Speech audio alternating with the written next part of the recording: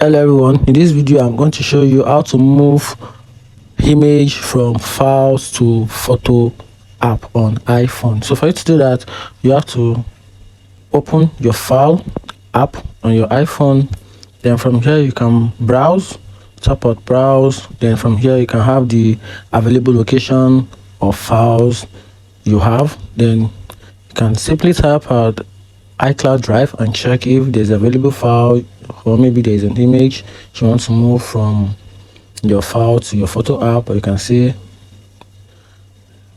is empty. Then tap on my iPhone. Then once you do that, then this is the particular image you want to move from files to our photo app. So once you have the file, the image open, then we'll tap at this up arrow at the down left corner of the screen. Tap at this, then we'll swipe up, then we'll tap on save image.